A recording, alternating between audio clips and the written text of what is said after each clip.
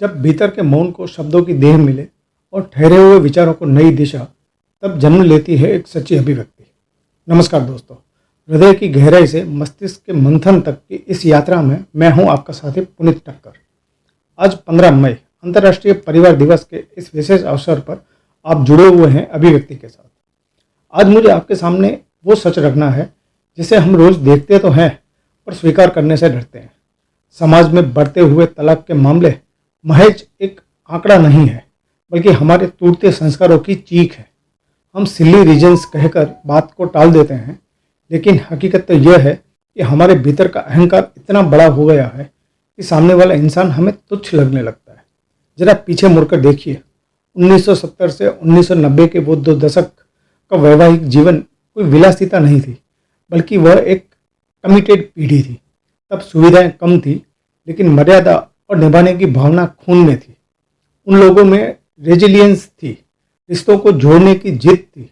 और आज हम कांच की तरह हो गए, जो जरा से झटके से टूट जाते हैं और दूसरों को चुभते भी हैं।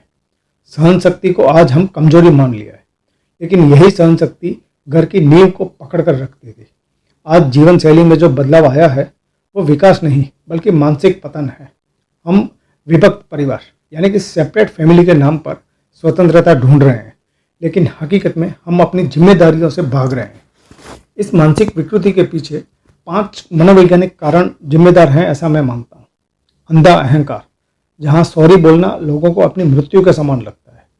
डिजिटल बेवफाई, जहाँ मोबाइल का नोटिफिकेशन जीवन साथी की आवाज़ से ज़्यादा प्यारा लगता है। ट्रांजैक्शनल लव, जहाँ प्रेम नहीं बल्कि केवल लेन देन का व्यापार है।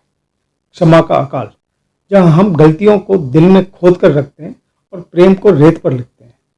अवास्तविक दिखावा, जहाँ सोशल मीडिया की झूठी हंसी के पीछे हम असली सुख की आहुति दे देते हैं।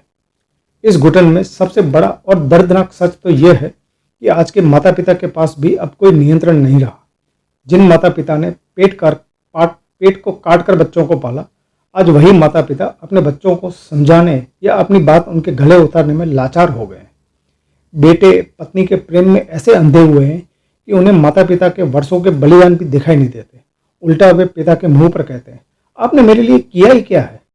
माता पिता इस बिछड़ने की पीड़ा को सह नहीं पाते, फिर भी बच्चों की जिद और अहंकार के आगे घुटने टेकने पर मजबूर हैं।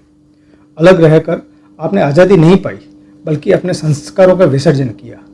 इस नरक जैसी स्थिति में पुरुषों को समझना होगा कि आप सिर्फ कमाने की मशीन नहीं, बल्कि एक स्त्री का भावनात्मक आधार है।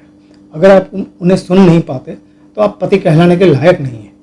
वैसे ही स्त्रियों को भी मंथन करना होगा कि सम्मान के बिना का प्रेम सिर्फ एक सौदा है। अहंकार की लड़ाई में जब आप जीतते हैं, तब हकीकत में आपका घर हार जाता है। परिवार की भूमिका आज चुभने वाली है। माता पिता अब बच्चों को मना नहीं पाते और बिछड़ने का दर्द भी सह नहीं पाते। जिस परिवार को समझदारी का पहाड़ बनना था, वो आज टूटते रिश्तों की खाई बन गया है। निष्कर्ष में एक कड़वा सच स्वीकार कर लीजिए, रिश्ते इसीलिए टूटते हैं क्योंकि अब हम रिश्तों से ज़्यादा स्वतंत्रता का अहंकार प्यारा है। हम परफेक्ट पार्टनर ढूंढते हैं, लेकिन खुद इंसान बनना भूल गए हैं।